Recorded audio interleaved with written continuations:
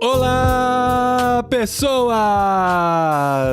Podcastirmãos.com de número 544 entrando no ar. Eu sou o Paulinho, estou aqui com o Rafa Delfino, de quem eu já estou abusando da bondade, e está de novo no podcastirmãos.com. Olha isso! O quê? Que isso? Fala, Paulinho, muito bom estar com vocês. E eu estou aqui com a Adri, a pessoa para quem eu tentei botar uma pressão social, falando, como assim você não está vendo a série X? Ah, e é uma semana depois ela vira contra mim e bota pressão na minha vida, falando, como assim você não está em dia com os episódios? É verdade! Olha isso!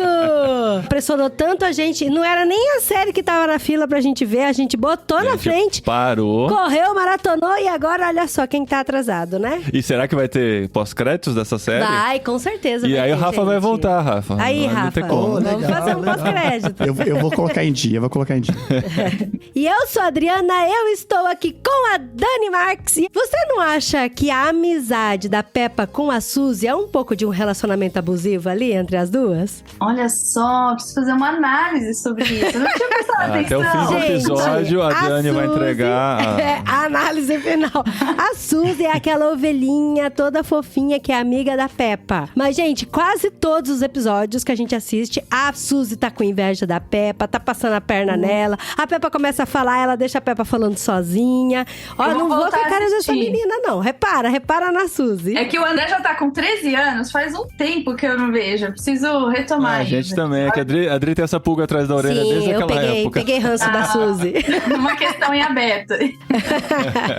E eu sou a Dani, tô aqui com o Paulinho, que fugiu pra Espanha pra se desintoxicar dos brasileiros. Olha! Relacionamento abusivo. É brincadeira, gente. E nós estamos aqui, gente, nesse clima leve. Eu sempre falo isso, né? Estamos nesse clima leve pra falar de um assunto pesado. Porque hoje nós vamos falar sobre relacionamentos abusivos nos desenhos animados. Desenhos animados, não né?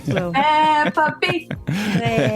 Não, vamos falar desse tema necessário, que com certeza não vai ser a última vez que nós vamos falar sobre isso aqui no podcast, porque é algo que tem nos chamado a atenção, nós temos pensado muito, estudado sobre isso, e chamamos amigos que têm pensado e estudado sobre isso também, e em suas realidades têm lidado com esse tema. Nós vamos falar sobre relacionamentos abusivos, relacionamentos tóxicos, problemas, né, em relacionamentos. Abuso psicológico. Abusos. Quantas horas vai ter esse programa, Marita? Esse é o grande problema. Nós fizemos uma pauta aqui que, se fosse seguir, nós estaríamos, assim, seria um episódio para cada tópico da pauta, pelo menos, né? Então a gente vai tentar falar sobre isso nesse episódio aqui e já deixar aberta a possibilidade de voltar a falar desse tema não muito distante no futuro. E aí, aproveita você que tá ouvindo o programa, vai lá no nosso Instagram, no post desse programa, comenta lá o que ficou faltando, o que você gostaria que a gente falasse mais sobre isso. Porque eu tenho certeza que vai ficar faltando coisa aqui, né, Marisa? Sim, sempre vai, mas a gente vai tentar contribuir um pouquinho com esse tema aqui com os nossos amigos.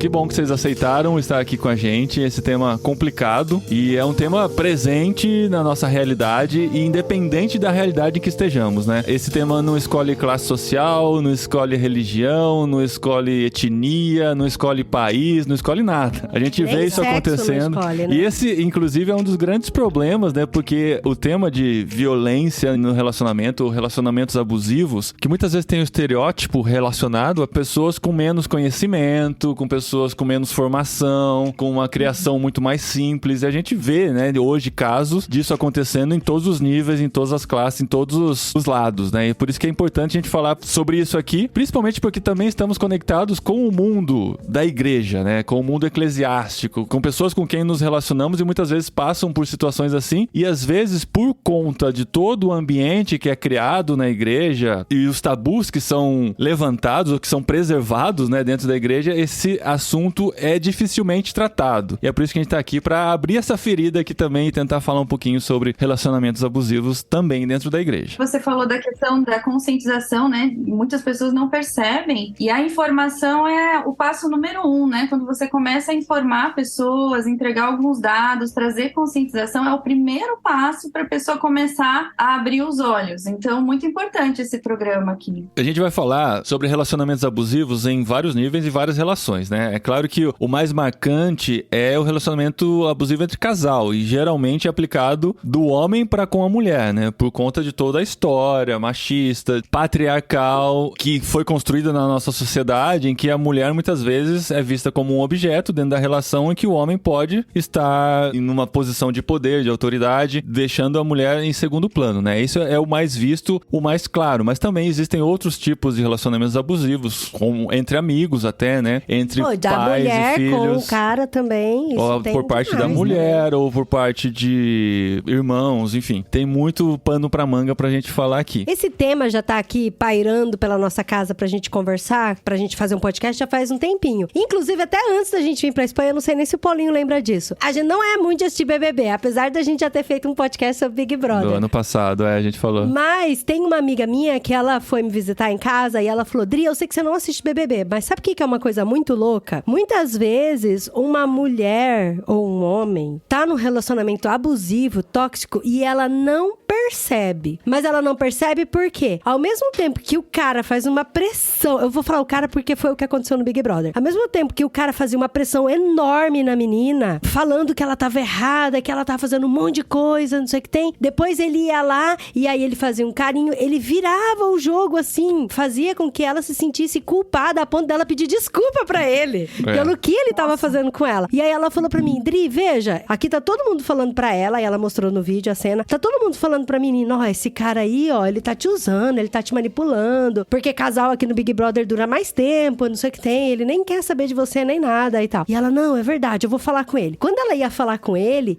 se fazia de vítima numa manipulação psicológica tão grande na cabeça dela, que ela chorava de tremer o queixo e pedir perdão pra ele, e pedir desculpa pra ele. E ele, tá bom, eu te perdoo, e abraçava ela. Quando eu vi isso, me deu um ruim tão grande, porque assim, a gente tá vendo pela televisão. E quantas vezes isso não passa dentro da casa de alguém, né? É engraçado você citar o Big Brother de 3 anos atrás, porque eu até achei que você ia citar desse ano, mas a gente não tá vendo desse ano. Eu só fiquei sabendo pelos comentários que nesse ano também tem ou tinha algum casal, algum cara que foi denunciado até por isso, até foi chamado na chincha pelo Tadeu Schmidt, porque ele teve comportamentos abusivos, disse que podia até dar uma cotovelada na boca da menina, uma coisa assim. E isso levantou a discussão e, inclusive, algumas das coisas que eu vi sobre o tema foi muito inspirado por esse acontecimento, que o Big Brother é um fenômeno no Brasil, né? Muita gente vê e quando acontece esse tipo de coisa, levanta essa discussão. Mas o que você falou, né, Dri, e acho que vocês vão poder contribuir muito pra isso também, é que existe esse ciclo da violência, né? Que geralmente não é um comportamento contínuo violento. Sempre tem a questão da demonstração de que se importa com a pessoa, da paixão, do romantismo, às vezes até muito ciúme, né? O ciúme muitas vezes tá muito atrelado a isso porque tem esse senso de pertencimento,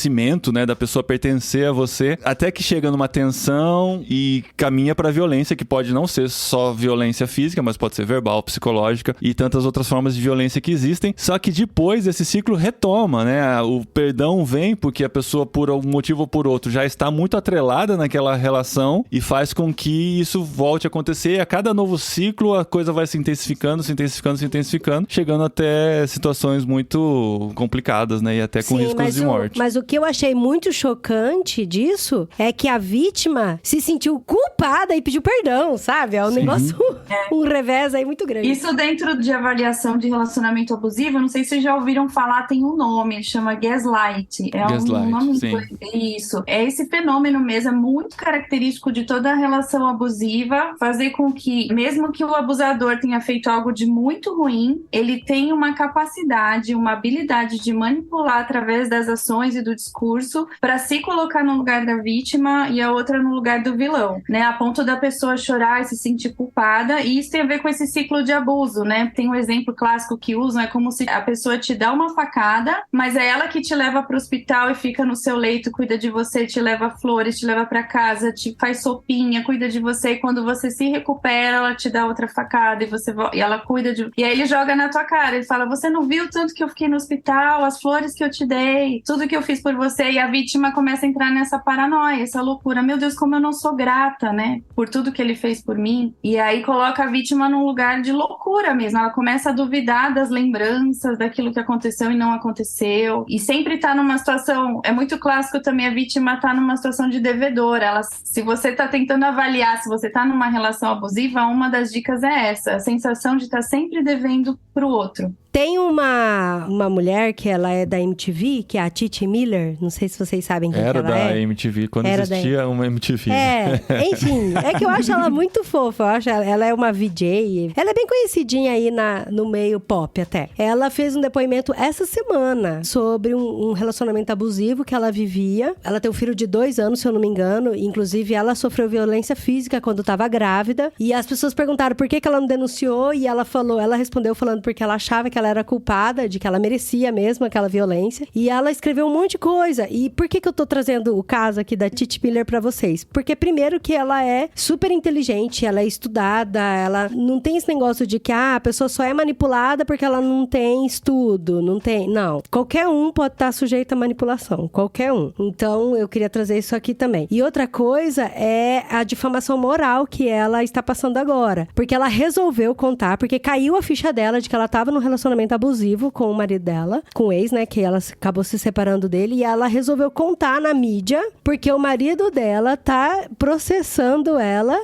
alegando que ela está louca. Então o advogado entrou com o processo alegando que ela está louca, que tudo que ela tá falando é mentira, é tudo exagerado, que ela tá louca. Então ainda tem mais isso ainda, né, da vítima ficar, uai gente, mas espera, será que eu tô louca mesmo? E aí ela trouxe à tona, e inclusive o nome dela tava no Twitter esses dias, foi por isso que eu fiquei sabendo desse caso. A gente tem visto muitas mulheres denunciando ultimamente, parece que elas estão se encorajando, né, vendo outras passando por isso, apesar da exposição que vai ter, do que ela vai ter que lidar, que às vezes é até pior do que ela estava enfrentando antes, elas estão se expondo. E ontem, né, na data anterior da gravação desse episódio, saiu uma notícia no G1 de que 35 mulheres foram agredidas física ou verbalmente por minuto no Brasil em 2022, numa pesquisa que foi lançada agora. 35 mulheres foram agredidas física ou verbalmente por minuto no Brasil no ano passado. Então é um número altíssimo, assim, é uma coisa inacreditável de pensar que isso existe na realidade de hoje, né? A gente tá convivendo com isso e muitas pessoas com quem a gente convive estão passando por isso e podem estar precisando da nossa ajuda, né? E é muito bom deixar claro que nós não estamos aqui no papel de pessoas perfeitas, casais perfeitos, que sabem exatamente como se relacionar, mas nós estamos aqui no papel de pessoas que estão aprendendo e que a cada dia, quanto mais temos informações, mais podemos nos policiar para não sermos essas pessoas e para nos preservarmos de sermos os abusadores de uma relação. Eu ouvi muito sobre relação abusiva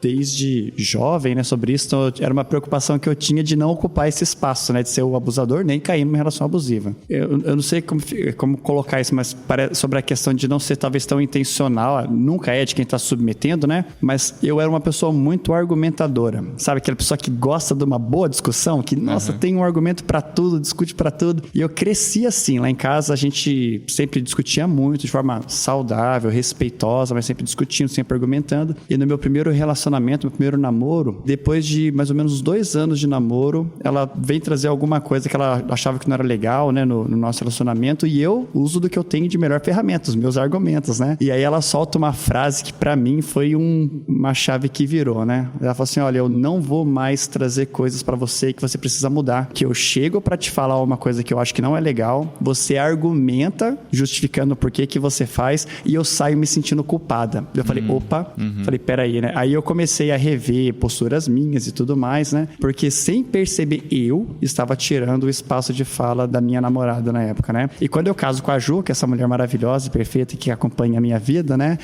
É uma coisa que ela fala nas primeiras semanas nossas de namoro, né? Ela fala assim, ó, se você viesse se defendendo com seus argumentos, né?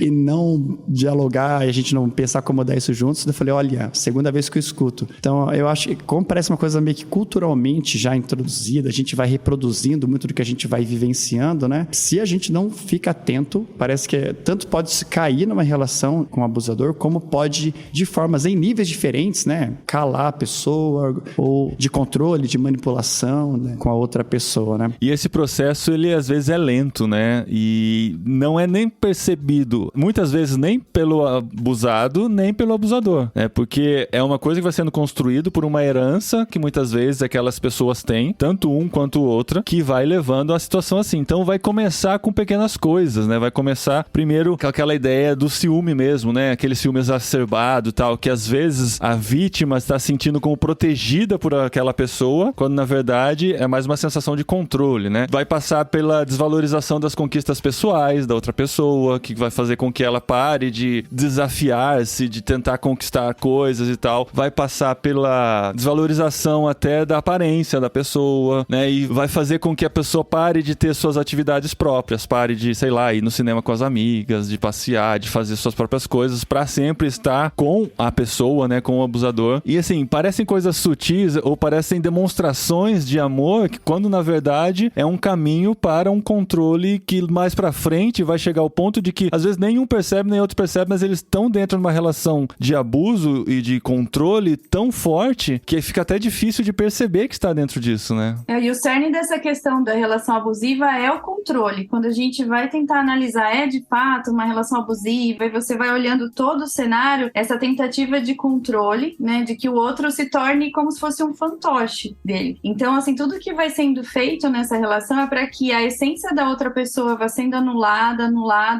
ela vá morrendo na sua essência, até que ele tenha todo o poder de dominar aquele outro ser, para que ele seja como um robô, né? Você vai agir de acordo com as minhas expectativas, a minha vontade. Só que isso é feito sempre de forma muito sutil, por isso que é difícil. A pessoa às vezes acha que tá ficando louca, sabe? Porque às vezes parece que está muito claro, depois em outro momento você fala, não, tô vendo coisa, tô exagerando, não é tudo isso, ele me ama, e tem toda essa questão das demonstrações de amor, de afeto, presentes, pedido de perdão, né? O quanto você é importante na minha vida. E aí por isso a pessoa fica nessa oscilação, eu acho que eu tô louca, né? Olha tudo que ele faz por mim, o que ela faz por mim, não pode ser, né? E até assim, fica numa linha muito suave, porque quando você pensa numa relação, né, amorosa, a gente tem sempre um querendo agradar o outro, né, querendo alegrar o outro, querendo ver o outro feliz. Então, começa a ficar, às vezes, acaba confundindo, né? Por que você usa essa roupa? Ah, porque ele gosta, né? Porque o meu marido gosta, ou porque minha esposa gosta. Por que você usa esse corte de cabelo? Você gosta desse corte de cabelo, né? Então, são escolhas que a gente vai tomando no relacionamento, pensando no outro e se anulando, né? Isso vai acontecer de forma mascarada pelo eu quero agradar a outra pessoa, né? Eu quero ver a outra pessoa bem, né? Então, acho que vai meio misturando as coisas, né? Quando sai de eu tô fazendo pra agradar o próximo e entra o eu estou sumindo no meio dessa relação só para agradar o próximo, né? Isso é uma coisa que eu tenho pensado bastante, principalmente pensando no nosso ponto de vista cristão, né? Que nós somos criados e meio que preparados pra relação do casamento. E assim, todos os cursos de noivos que a gente participa e tal, toda aquela preparação sempre o seu objetivo é fazer a Adriana feliz. O seu objetivo é saciar os desejos dela, é fazer ela... Não tem vídeo podcast. Adri dando uns joinhas pra quem não tá vendo. Eu tô comemorando aqui, continua.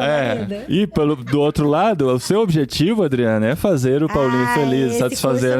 Esse eu faltei. Satisfazer seus desejos e tal. E hoje, quando a gente ouve esse tipo de discussão fora da igreja, né, de pessoas que não têm essa bagagem, que geralmente eles vão dizer não, o seu objetivo é você ser feliz, você ser saciado, e a partir do momento que seu relacionamento não te dá isso, ele já não é bom pra você, né? Então a gente tem dois pontos aqui que parecem que, assim, o que nós somos ensinados do meio cristão parece que é totalmente ruim, porque quando a gente pensa no outro, a gente deixa de pensar em nós e a gente para de cuidar de nós mesmos, e esse é um dos maiores motivos que leva a um relacionamento abusivo, que a gente fica só querendo agradar o outro e se anula. Mas, por outro lado, uma relação em que você não faz a outra pessoa feliz ou não está preocupado em deixá-la feliz também é prejudicial. E é por isso que muitos casamentos hoje duram tão pouco, né? Porque a partir do momento que eu não estou mais suprindo as minhas necessidades neste casamento, eu vou partir para outros que eu vou buscar mais satisfação e mais felicidade própria, né? Então, esse meio termo se a gente conseguisse achar nesse podcast, a gente... Eu precisei por um tempo aqui passar por uma busca nesse sentido, até pela minha fé, pelos meus valores, foi uma pergunta que eu fiz, né? Porque são dois polos, a gente precisa achar esse equilíbrio. E para mim, eu tive um encontro com um texto bíblico que é muito conhecido, é óbvio, mas eu tive um momento na minha vida em que eu olhei ele em relação a esse assunto com outros olhos, e eu levo para as minhas palestras, para os atendimentos e tudo mais, que é aquele texto-chave: ame ao seu próximo como a si mesmo, né? E pra mim, assim, quando eu tô tratando desse assunto, até pra minha vida pessoal,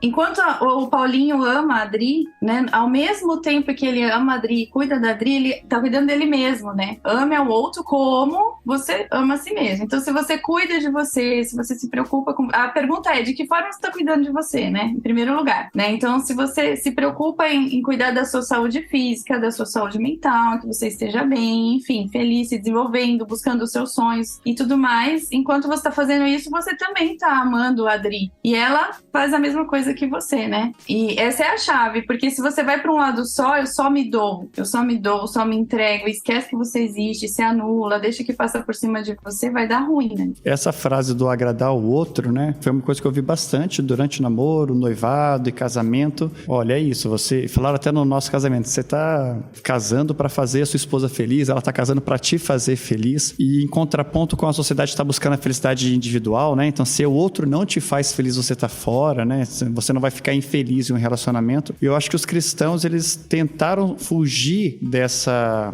autofelicidade, indo por um lado que eu acho que foi equivocado, que é esse fazer o outro feliz. Porque os dois, tanto fazer o outro feliz como se fazer feliz, são visões antropocêntricas, né? A pessoa está sempre no centro de tudo. Exatamente. E o cristão, ele é exortado pela palavra sempre ter Deus como centro, é teocêntrico a visão dele. Então, até é legal esse texto que a Dani traz, porque é bem isso que a Dani fala mesmo: se eu não tenho amor próprio, como que eu vou amar o próximo, né? Se eu não cuido de mim, como que eu vou cuidar do outro? Se eu estou disposto a tirar minha própria vida, eu estou disposto a tirar a vida do outro, né? Se eu não tenho amor pela minha, porque como eu vou ter pela do outro e tudo mais, né?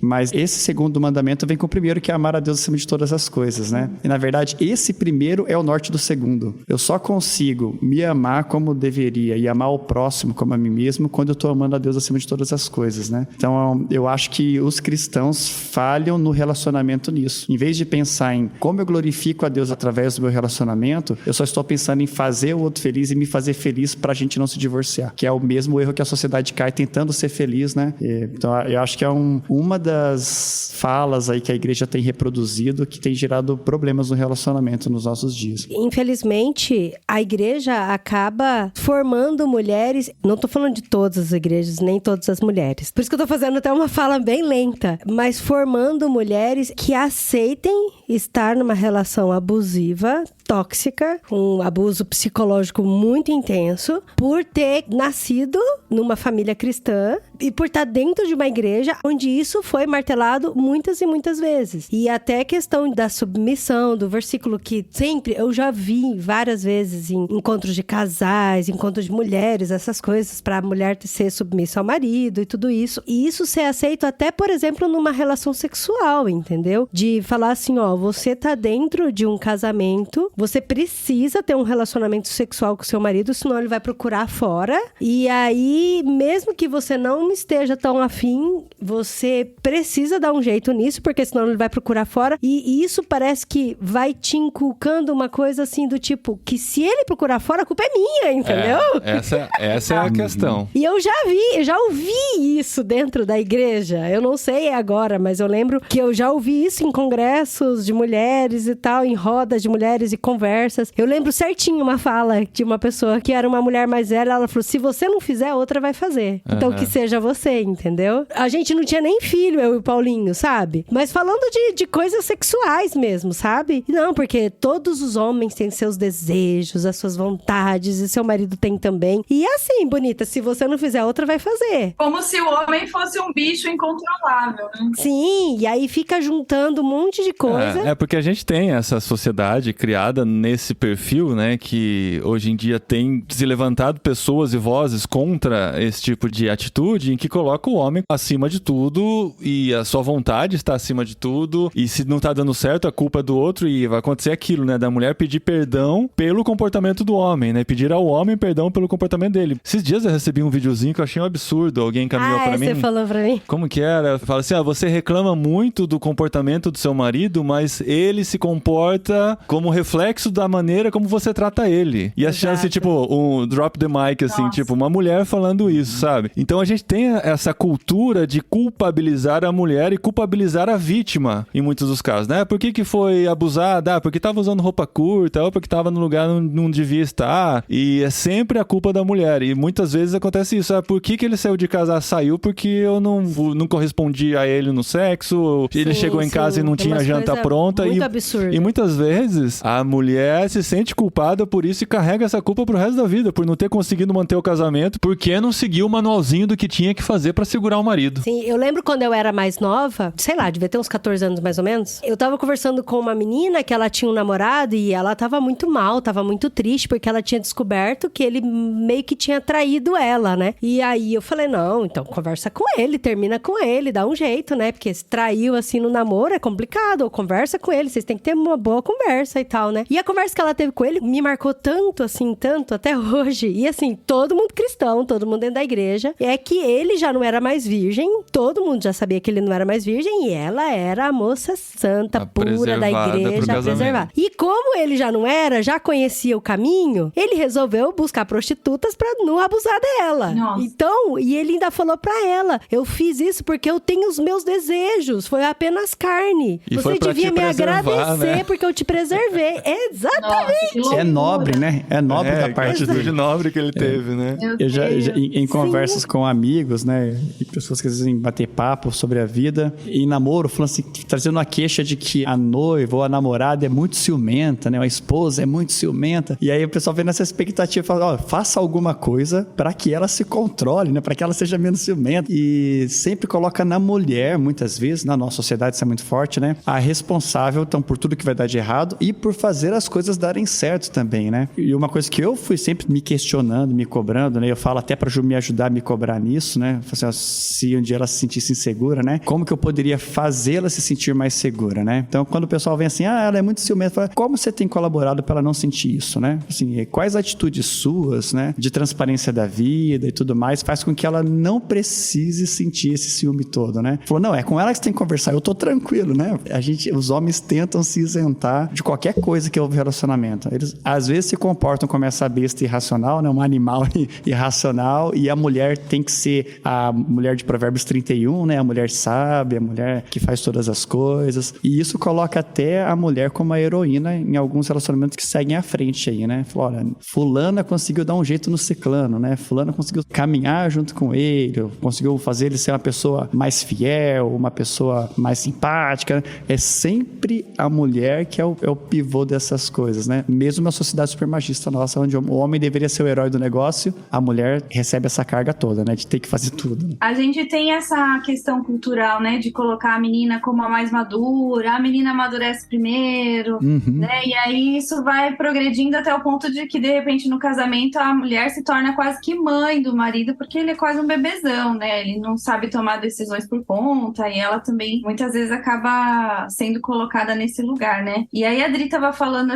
dessas questões e eu lembrei, né, do texto lá da A Mulher Sábia Edifica o Lar, né? E eu já pensei muito esse texto, eu tenho muito medo de cair numa heresia, assim. Esses dias eu até coloquei nas minhas redes lá um textinho assim, a mulher sábia edifica o lar, o homem sábio edifica o lar, o filho sábio edifica o lar, né? Uma questão de equilíbrio. E falando dessa sabedoria, não sei qual foi a experiência de vocês, mas na minha experiência de família, a sabedoria da mulher foi muito associada a silêncio e a submissão incondicional. Então, eu cresci, por exemplo, vendo muitos homens com comportamentos abusivos de todos os tipos e a mulher precisando ser sábia como? Silenciando, aceitando, depois ele vai se acalmar, vai passar, é só você ficar em silêncio que tá tudo bem, né? E eu precisei de muito tempo para desconstruir isso, que de repente, no momento em que eu tô numa numa relação com alguém e essa pessoa tá sendo violenta comigo, eu não preciso silenciar, eu não preciso agredir também, mas eu posso me colocar, eu posso dizer, isso que você tá fazendo tá me machucando, eu não quero que você faça isso comigo, né? E ser sábio é também conseguir identificar aquilo que te machuca, aquilo que te destrói, é conseguir dizer não, é colocar limites, porque isso vai, lógico, te ajudar, te salvar dessa situação e vai ajudar o outro também, né? Porque é uma questão muito falada também nessa questão de relação abusiva, esse peso de culpa, mas eu vou romper com essa pessoa, isso é cristão, a gente não tem que retribuir o mal com o bem e tudo mais, e isso é um peso muito grande. Aí eu sempre pergunto, o que é amor pra você, né? O que significa amor? Ficar se submetendo a uma série de violências e não tirar essa outra pessoa do lugar de adoecimento também? Porque enquanto você não para com isso, o outro vai continuar nesse lugar de abusador, né? E no geral, o abusador, né, uma característica dos abusadores, das pessoas tóxicas, é um perfil muito narcisista. Eu nunca tô errado, eu sempre tô certo, e essas são as últimas pessoas a conseguirem ter consciência que estão fazendo alguma coisa errada, são as pessoas mais difíceis de chegarem nos consultórios psicológicos, e no geral ela só ficha assim quando há um rompimento brusco de alguma pessoa que ela amava muito, gostava muito, aí parece que cai um pouco, não muito, né, mas cai um pouco a ficha, ela se abre um pouco para repensar as suas ações. Então depende muito da gente também, da gente, assim, as vítimas, né, as pessoas estão numa situação de vítima, também aprender a se colocar, também aprender a abrir a boca quando precisa, não silenciar sempre. Isso para mim também é sabedoria. Que a gente é criado e nascido, né, e martelado muitas vezes de que a mulher amadurece antes, a mulher tem uma fala muito forte. Muitas vezes a mulher, como não é forte fisicamente, né, que o homem, ela acaba aprendendo a manejar bem a manipulação, as palavras e tal, né, e acaba tratando o homem realmente como um filho e acaba, eu já vi assim relacionamentos onde a mulher tipo mandava muito assim no marido, sabe, tudo, e assim mandar de não deixar o marido fazer um monte de coisa, não vai fazer isso não, você vai fazer isso aqui, agora, e tipo, sabe, mandar o tempo todo, e eu sou um pouco mandãozinha, não sei Mandona. Como é que... Mandona. Então eu tenho que me policiar também o tempo todo e perguntar, não, mas você quer isso, você quer aquilo e tal, nos mínimos detalhes, assim, coisinhas poucas, sabe, de, hoje a gente quer comer pizza, e aí eu já percebo que o Paulinho torceu o nariz, daí eu falo, amor, mas fala, você não quer comer pizza hoje? Ele, não, hoje eu tava querendo comer uma comidinha, vamos fazer junto? Então vamos fazer junto, sabe, assim, coisinhas pequenas mesmo, né, e até aprender a desfrutar quando eu não estou junto, sabe, dele, e igual ele tem uma viagem que ele vai fazer pra outro lugar e eu não posso estar junto, e vai dar maior força pra ele, sabe, como se eu estivesse junto, e ter conquistas e felicidades. Eu sempre falo, eu acho que eu já falei umas 3 vezes no podcast aqui, mas em 2019 o Paulinho recebeu um convite pra ir pra Tailândia, pra Singapura, com escala em Dubai, e tudo pago pela organização que a gente trabalha e tal, e eu não fui convidada, ele foi convidado sozinho, e quando ele foi falar pra mim da notícia, eu pulei, eu vibrei, parecia que eu que tava indo no lugar, sabe, porque eu falei, vai ter essa experiência pela gente, vai andar de camelo, vai curtir, vai fazer foto no maior prédio do mundo, vai ser feliz mesmo, sabe, veja tudo e pensa em mim, e depois você me conta, né. É engraçado que hoje a Adri conta as histórias da Ásia como se ela estivesse lá, sabe? Como se eu estivesse lá. Ela participou tão junto, assim, que é muito legal de ver como... Que vocês são um. Ela participou disso. Várias amigas me escreveram assim, falando, amiga, como você deixou seu marido sozinho? Sem você. Porque se eu não fosse junto, eu não deixava aí, não. E eu fiquei assim, sabe? E Não por que não? Resposta muito. Eu tive contato, assim, com situações muito parecidas com essa que você trouxe, Drida. Eu tava conversando numa situação X e ela virar pra mim assim, mas você vai deixar ele ir? E eu ficar em estado meio de choque, assim, como assim deixar, né? Deixar Que poder é esse que eu tenho sobre um outro adulto aqui, né?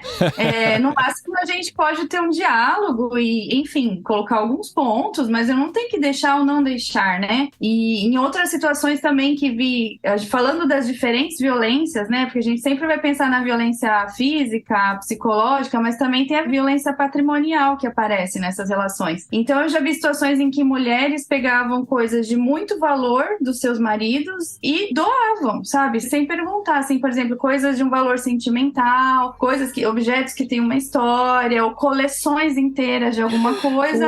Doei, está ocupando muito espaço no guarda-roupa, sabe? E isso é caracterizado como violência patrimonial, né? Olha só. Ou você está proibido isso. de usar tal objeto, eu não vou te deixar usar isso, porque isso foi dado por tal pessoa, eu não gosto de tal pessoa, é um controle sobre o patrimônio. Caramba! Enfim, assim, e aí é muito característico da relação abusiva também a questão de você ir diminuindo a outra pessoa no sentido de, você não sabe fazer isso, deixa que eu faço. É que a Adri tava falando algo desse tipo, né, em algum momento. Ou você é muito ruim nisso, ou você não aprende, deixa que eu faço. Ou ficar numa crítica constante ao que o outro faz pra colocar ele num lugar de extremo pouco valor, ou você sabe tão pouco que você precisa de mim, né? Você não consegue viver sem mim. Ele precisa se colocar nesse lugar de controle e pra isso ele precisa que o outro perceba o quanto ele é dependente dele, né? Tem muito essa questão de dependência na relação também, tornar o outro dependente dele. E aí, assim, tem um trechinho aqui de um atendimento que eu fiz. É lógico, eu vou deixar sigiloso, e a pessoa, eu pedi pra eu compartilhar, ela me autorizou aqui. Ela já saiu de um relacionamento, ela estava casada numa relação extremamente abusiva, e ela saiu já, se divorciou, e ela ainda tem toda essa sensação de dúvida. Será que eu fui culpada pelo divórcio e tudo mais? E numa das sessões eu pedi que ela fizesse uma relação do que acontecia, assim, de principal, que deixava ela numa situação uma sensação de desrespeito, desconforto, dor, né, enfim. E ela colocou o que estava presente ali na relação dos dois. Aí ela trouxe aqui ameaças constantes, ameaça de término da relação, ameaça vou te deixar, esse tipo de coisa. Constrangimento relacionado ao corpo, ou críticas ao corpo dela na frente dos outros, dos familiares. Humilhação, ele elogiava outras mulheres na frente dela, manipulação de todos os tipos, isolamento. Aos poucos ele foi isolando ela dos amigos, porque ele fazia crítica às amizades, não prestam, não é bom pra você, e foi eliminando todos os amigos. Você fica andando com essas mulheres divorciadas aí, logo você vai querer divorciar também. Exatamente. E controle sobre os bens, então impedia ela de usar presentes de amigos lá, sei lá, um amigo da faculdade deu um colarzinho, você tá proibida de usar porque foi amigo da faculdade. Chantagem emocional, perseguição, fuçava as coisas, vasculhava, e ela fala assim, a sensação que ela tinha é que ele queria entrar na minha mente e controlar até os meus pensamentos, né, e muitas distorções de fatos, né, e fazendo ela se sentir culpada por coisas que ele fazia. Então acho que são características importantes pra gente falar aqui, não só pra relação homem abusador, mulher vítima, mas pra isso que a gente tá dizendo agora, a mulher também que abusa e o marido vítima, o amigo que é tóxico, ou o pai, mãe que é tóxico pro filho, porque são características que se repetem nessas relações abusivas.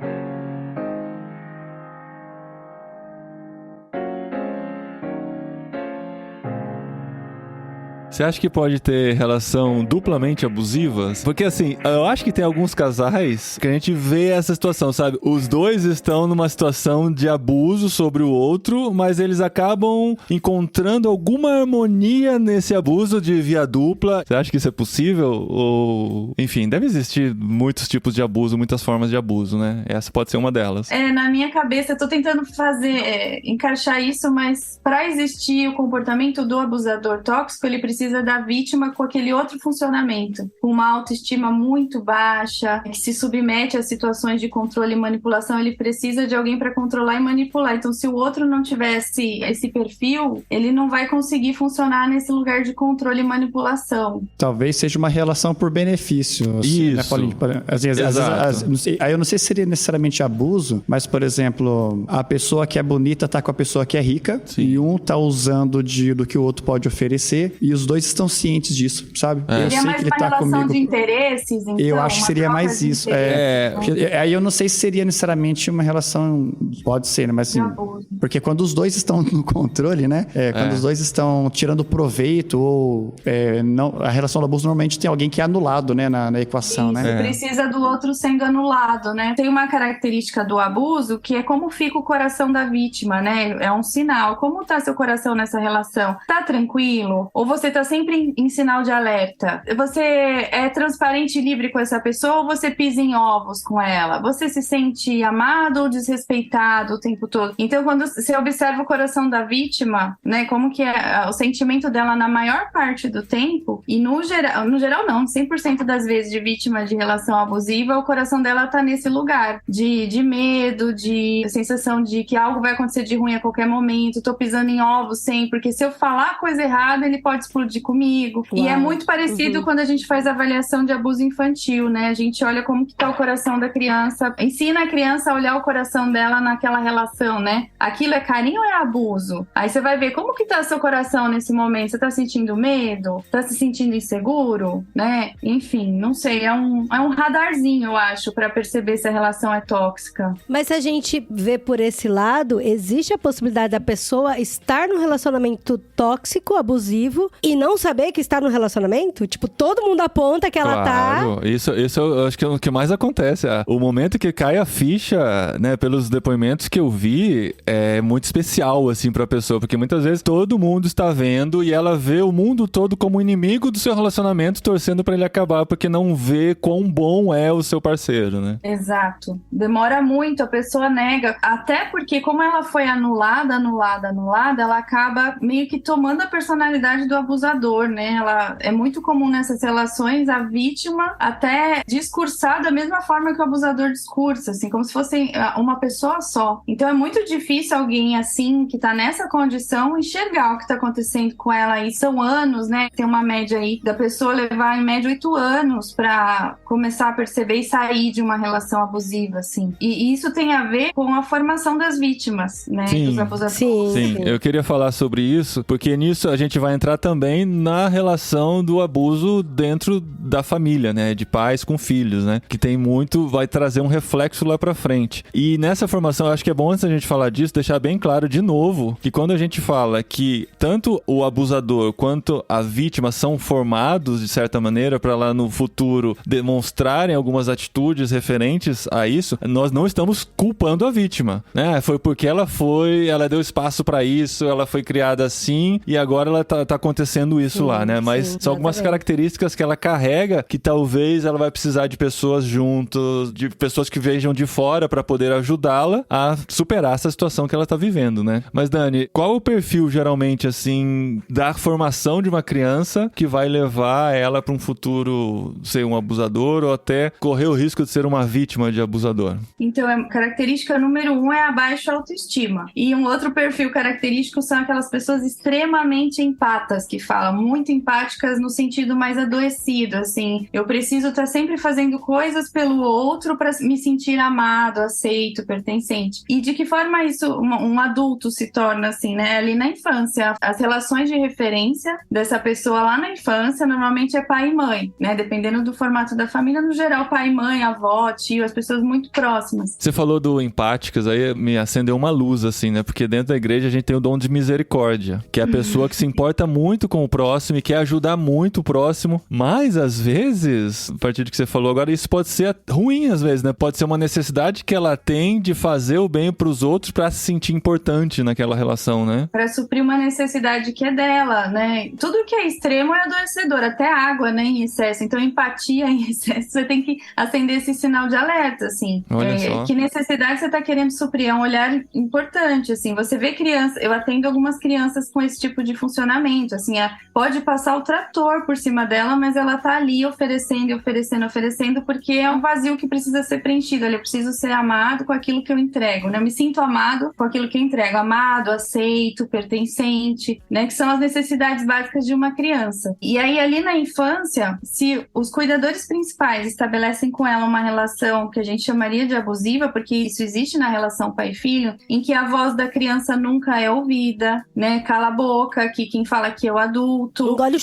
Engole o choro, você não tem vez. Numa decisão familiar nunca se escuta a criança, ou tá sempre uma crítica constante de tudo que ela faz, né? Então Então você vai moldando uma criança ali com uma autoestima totalmente prejudicada e ela se torna uma possível vítima porque aquela relação para ela é uma relação de referência. A forma que ela recebe afeto ali naquela relação é a forma que ela vai buscar depois afeto nas relações futuras. Então, esse cuidado na infância, por isso que a gente bate tanto nessa tecla, para trabalhar no sentido de prevenção, né? A gente falando isso aqui, a gente está trabalhando no sentido de prevenir. Como é que tem sido a tua relação com as suas crianças, né? Quando estavam descrevendo sobre esses vários ambientes, né, relacionamentos onde pode acontecer, e a gente pensa no ambiente cristão, né? A gente compartilha disso. A gente normalmente vê a relação, né, do abusador com a vítima, onde o abusador normalmente é o homem e a vítima normalmente ou é a mulher ou é a criança, né? São os dois frágeis, né, que a gente vê com mais frequência como vítimas, né? E quando lemos as escrituras, a gente vê que isso é presente desde lá, né? Eu acho legal ver na pessoa de Jesus como que Cristo lida com isso. Porque na época de Jesus, a mulher ela não era contada, ela era um objeto praticamente, né? Para a realização do homem. Então tinham várias leis e interpretações equivocadas da lei também do Antigo Testamento que garantia vantagens para o homem e só obrigações, deveres e dificuldades para a mulher ter o direito dela. E a criança também não era contada, né? A diferença é que a mulher já era adulta, então ela era um pouco mais respeitada, com muitas aspas, né? Do que a criança, porque a criança era, se ela vingar, se ela chegar à vida adulta, ela é contada como um ser humano, né? E é uma pessoinha ali, né? E aí, na pessoa de Cristo, quando a gente lê o Novo Testamento, é muito legal ver isso. Jesus pega as pessoas que têm esse perfil, né?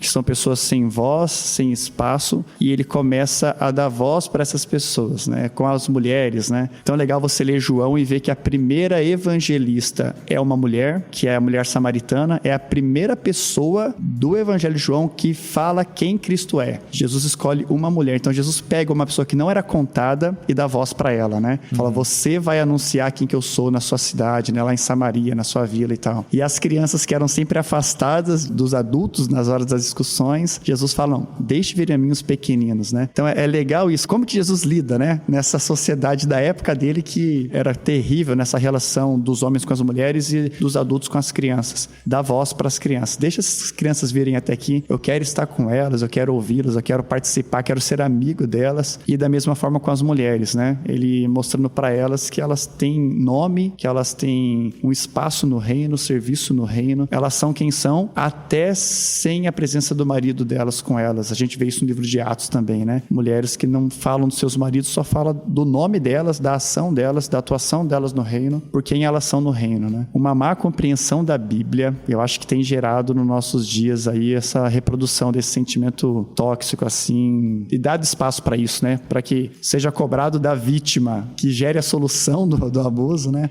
E seja essa vítima mulher, seja essa vítima uma criança, né? E aí, só acho que emendando a questão da criança também, fiquei aqui pensando em outros comportamentos dos pais, né? Dos adultos aí de referência que também colocam a criança nesse lugar. Pensando nas diferentes violências, né? A gente estava falando da violência patrimonial. Então, quantas vezes a gente, não por mal, né? Sem querer, você desfaz de um brinquedo da criança sem perguntar para ela, ou rasga um desenho que ela fez e joga no lixo, né? A gente vai invalidando esse ser humano, anulando esse ser humano. Eu atendo adolescentes, por exemplo, que os pais fazem gelo com ela. Ficam 2, 3 dias sem falar com ela e não falam por quê. Uau! O pai é mãe. E aí ela fica numa loucura de o que eu fiz, me perdoa pelo amor de Deus, e o pai não responde, a mãe não responde. Gente. E aí o que você tá fazendo? Você tá formando uma vítima. Você tá entregando tua filha, teu filho lá na mão de um futuro abusador. Tem muitos casos de casais, né, que fazem essa greve de conversa, né, greve de palavras, greve de silêncio, né?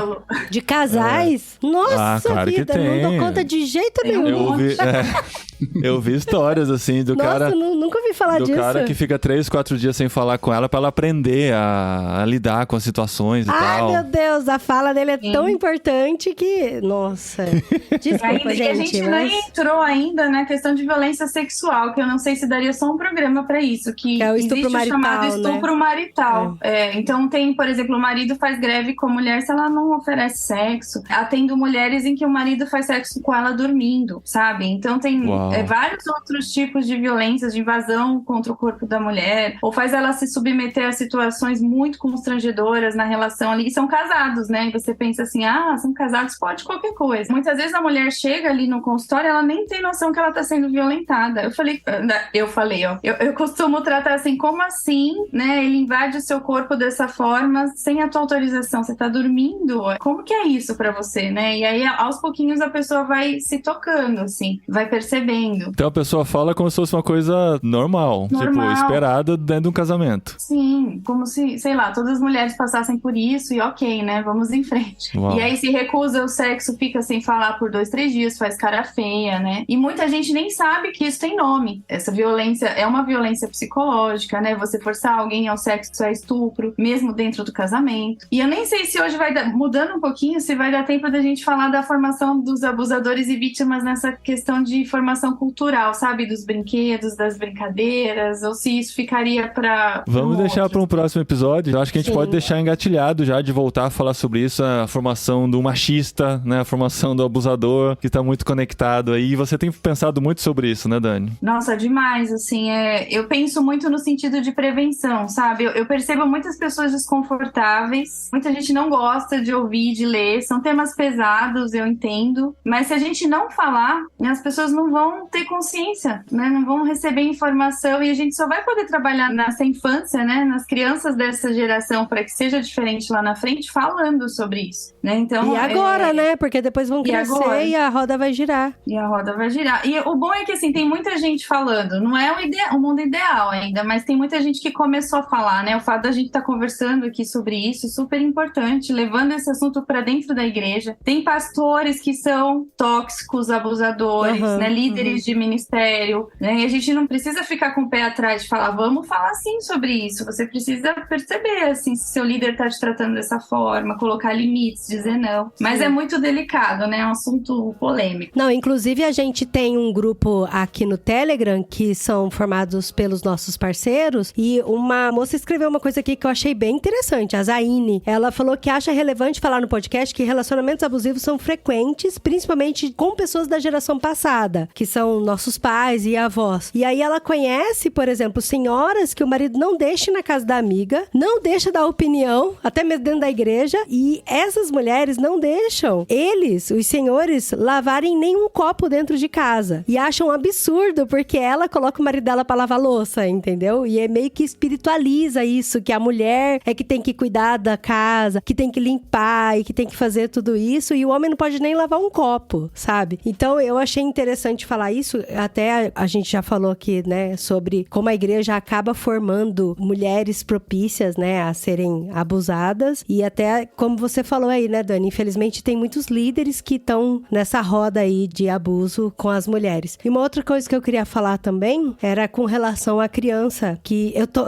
programa de gravar programa assim que eu fico muito chocada e meio que dá um bloco assim, porque eu fiquei muito chocada com a história que você falou da menina e de que os pais dão um gelo, né? Ficam sem falar alguns dias. Porque igual você falou, ela tá sendo preparada pra ser entregue na mão de abusador, mas talvez nem só preparada pra ser entrega, mas dela ser abusada já na escola em relacionamentos com amigos, né? Eu até comecei aqui o episódio falando de brincadeira da Suzy, da Peppa Pig e tal, mas quantos relacionamentos abusivos a gente não vê que existem em escolas entre amigos, né? De escola. A gente sabe que tem criança que tem uma tendência de manipular mais, de querer mais, de ser o valentão, o briguento e tal, e aí acaba manipulando a outra criança que já está mais suscetível a ser manipulada. Então, tudo isso é muito sério, né? A forma como a gente trata os nossos filhos. Eu acho que nós temos que ficar alertas aos sinais, né? E eu acho que os sinais que são dados, as histórias que são contadas, né, pelas crianças, às vezes eles contam de um jeito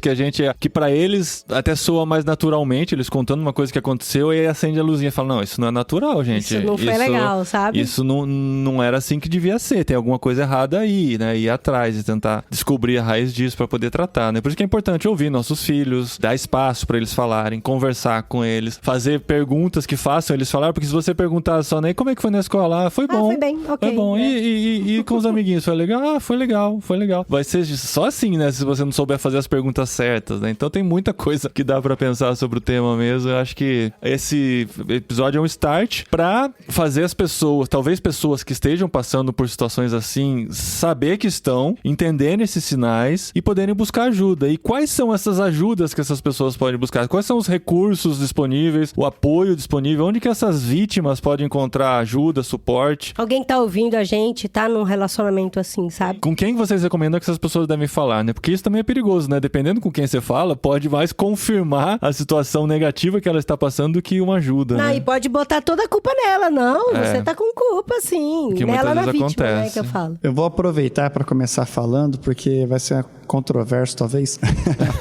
Porque é um dos espaços que a gente deveria, né? Poderia apresentar. Falar, procure o seu pastor, né? Sua igreja, né? Procure a sua igreja. Mas pode acontecer do seu líder apoiar esse tipo de comportamento, né? Eu já ouvi de amigos, pastores da mesma denominação que a minha. Por exemplo, quando chegou o caso onde a mulher era vítima, né? Ela era abusada pelo seu marido. Foi cobrado dela aquela postura de falar, não, você precisa perdoá-lo incondicionalmente, porque Cristo te perdoou incondicionalmente, e você vai orar por ele, e a gente vai estar orando por você, então, sem denúncias na delegacia. Uau. Por quê, né? Então, assim, às vezes, o líder, né, religioso pode reforçar algo que não é cristão, que não é o modelo que Cristo apresenta, né? Às vezes a gente confunde, igual foi comentado já, né? A ideia de misericórdia e até mesmo a ideia de perdão, às vezes a gente confunde isso. Há uma justificativa para perseverar em uma relação abusiva, sabe? Sim. E não é por aí. Então, acho que é muito importante,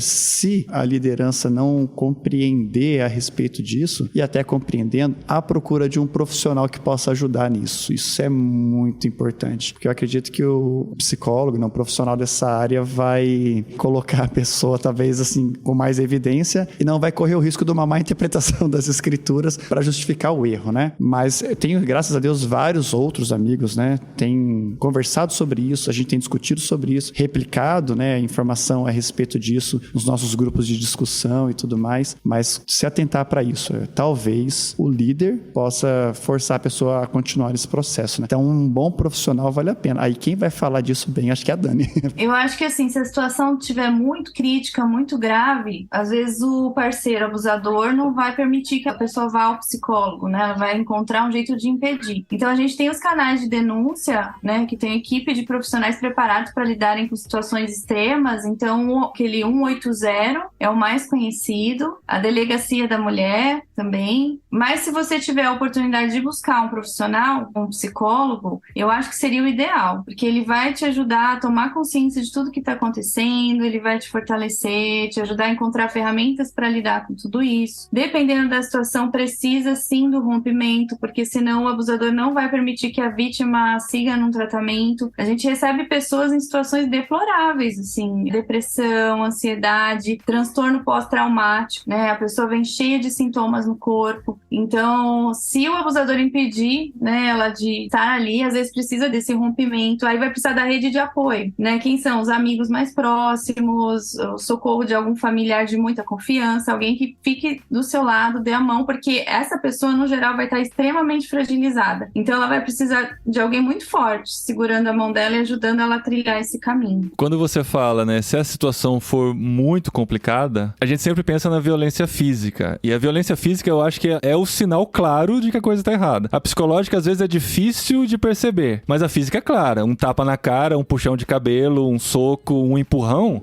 É claro. Só que mesmo assim, muitas vezes, a vítima se justifica. Ou justifica o abusador, mesmo em situações assim. Então, assim, eu acho que, assim, se tiver qualquer dúvida se o abuso está acontecendo, a partir do momento que aconteceu o abuso físico, que ele tocou em você de maneira desproporcional ou fez alguma coisa que você não gostaria no seu corpo, aí é o sinal mais claro que tudo. É a hora de correr, né? Porque a coisa já avançou tanto que chegou num ponto que partiu pro físico. E aí Eu acho que a hora de correr é bem antes até do abuso físico. Não, eu também acho. Eu tô dizendo que se chegou no abuso físico, já passou da hora, entendeu? Entendi. Porque tem abusos psicológicos e manipulações que destrói muito com a pessoa, com a autoestima dela, com a vontade de viver, e ela se acha um lixo mesmo, né? Eu fiz parte de um grupo do Celebrando a Recuperação. Gente, o Celebrando a Recuperação é um ótimo grupo pra falar sobre isso também. Essa é a minha contribuição aqui de dica. E ouvindo as mulheres e homens abusados também falando, muitos se sentem vítima, mas eles se sentem muito, muito culpados também. E eu lembro de ouvir uma mulher falando que ela se acha muito, muito ruim, assim, sabe? Imprestável, assim. Eu não sirvo pra nada e que se eu largar dele, ninguém mais vai querer mais. Eu não tenho o que fazer da minha vida sem ele. Eu vivo por causa dele. O que eu vou fazer? A codependência, assim, no talo, sabe? Então, por isso que eu falo que o abuso psicológico, ele machuca demais também. Ele é muito forte e a pessoa tem que procurar ajuda. Não tem que esperar um abuso físico, sabe? Tem que... Tanto o psicológico quanto o moral, né? A gente acabou nem falando, né? Difamação, calúnia, esse tipo de coisa. Distorce histórias e coloca o teu nome no meio, te difama. Enfim, esse tipo de coisa, ele acaba caindo no corpo, querendo ou não, né? Então a gente às vezes separa o físico do emocional, mas tá tudo uma coisa só, né? Então você recebe essa pessoa que sofreu violência psicológica, moral, aí ela tá com dor muscular, ela tá com gastrite, ela tem vômito, o corpo começa a responder também. Então, de certa forma, é também uma violência física, né? Não diretamente, mas indiretamente. Sim. E é possível salvar também um relacionamento tóxico, né? Não sei, eu tenho medo da gente sempre empurrar pro final do relacionamento, entendeu? Pro divórcio. De sai dessa relação e que procura se curar, eu acho que depende do nível em que está esse abuso, né? Quando o abuso chega no ponto de colocar em risco, né, a integridade física, emocional, psicológica da pessoa, talvez o melhor seja o afastamento. Mas isso vai depender das pessoas que vão andar junto com ela e vão ajudá-la a enxergar a situação. A gente não pode colocar a regra que tá passando por um abuso, se separa. Não, tá passando por um abuso, busca ajuda. A ajuda vai te ajudar a abrir os olhos, entender a situação e ver qual que é o melhor caminho. Tem vários caminhos, né, pra isso. E pode acontecer do abusador, da pessoa tóxica, passar a ser submetido a um tratamento e tudo mais, se recuperar e lá na frente reatar a relação. Não é muito comum, mas é possível de acontecer também. Porque aí vai precisar do milagre, né, do vaso que foi quebrado ter sido bem colado, né, que é a questão da vítima de conseguir lidar de novo com a situação, mas aí e aí, como cristãos, né, quando você procura, né, ajuda e é numa igreja onde a liderança tá levando isso a sério, tá atento a isso, a gente não vai cometer o erro de João 8, que é quando a adúltera é capturada lá e ela vai ser julgada e o adúltero não tá presente, né? Então, às vezes, pode acontecer disso, né? No caso da relação, ser um tratamento unilateral e a gente sabe que isso não vai funcionar, né? Agora, quando os dois são cristãos e pode ser por uma conduta de construção, né, cultural, cresceu, experimentou aquilo em casa, às vezes, eu não sei, talvez a Dani vai poder orientar se pode acontecer algo semelhante ao bullying, né? A pessoa que é vítima pode fazer depois, né? Às vezes por crescer numa situação assim, se coloca numa relação depois como sendo o abusador, né? Porque acha que esse é o modus operandi da vida. Mas quando os dois são cristãos, e aí isso chega à tona no meio de uma comunidade cristã séria, isso pode ser tratado pelos dois, né? Então, dando amparo para a vítima e com o tratamento do caráter através das escrituras com o abusador, desde que ele tenha um comportamento cristão, que é reconhecer os seus pecados, reconhecer a sua má conduta, reconhecer a sua necessidade de tratamento, de acompanhamento, de orientação, e isso ser supervisionado para que a vítima não continue sendo, né, abusada nessa relação. Mas nos casos que eu tive contato, poucas vezes os abusadores assumiam esse papel de reconhecer o seu erro. Normalmente eles não reconheciam, né? Então, as 2 vezes que foi sugerido divórcio em nossas conversas foi por causa disso, porque o homem não via o erro dele, né? Mas já tivemos casos de conversas, coisas um pouco mais suaves, né? Mas caminhava semelhante a isso, onde a pessoa reconhecia, falou, não, isso não, eu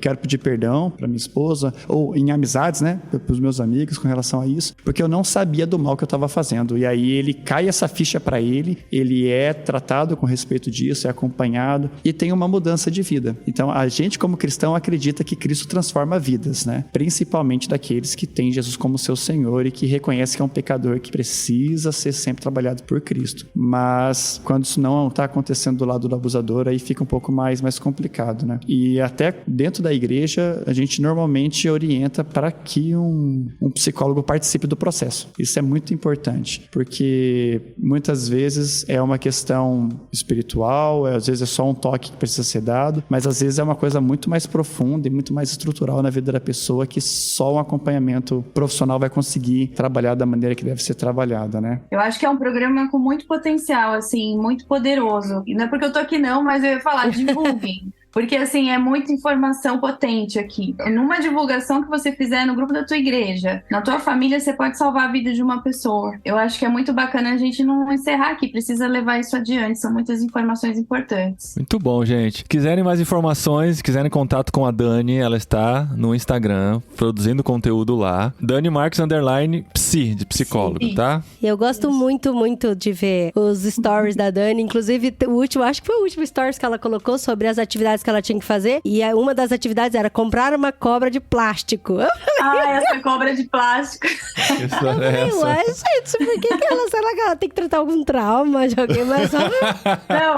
E tem assim, só por curiosidade, tem uns brinquedinhos ali que são essenciais pro processo de uma criança X. Então ela usa várias sessões repetidas e quando ela volta e tá quebrado porque outra criança quebrou, ela chega a se desequilibrar e ela tá construindo algo com aquele brinquedo. Então eu preciso voltar e comprar um outro para ela continuar no processo de elaboração do que ela tá passando. E a cobrinha essa semana rasgaram a cobrinha. A cobrinha foi a vítima. Então, para ver essas dicas de brinquedos para comprar e outras coisas da psicologia, você segue a Dani lá no Instagram. Fica registrado aqui que esse perfil é extremamente visitado pela minha esposa, que é fãzaço da Dani. Eu tinha comentado disso antes, né? Falou assim, 90% das nossas conversas lá sobre educação de criança e tudo mais, a Dani é citada lá. E eu não tava conectando a cara à pessoa, né? O cara crachá. Falei, gente, essa é a Dani, a famosa Dani das nossas conversas do café da manhã, né? Falei, ok. Olha aí. Agora, antes eu te conhecia de ouvir falar, né? Meus olhos te veem agora. Olhos te veem. Pelo Zoom, pelo menos. Eu vou tomar mais cuidado com as minhas postagens agora. Obrigado, Dani. Obrigado, Rafa. Obrigada, gente. A gente só não vai convidar a Dani em seguida pra falar do tema, porque a gente não quer abusar dela, né, mãe? Boa. É Só pra verdade. ficar dando Eu tema. vou me sentir negligenciada. Valeu, gente. Até o próximo episódio.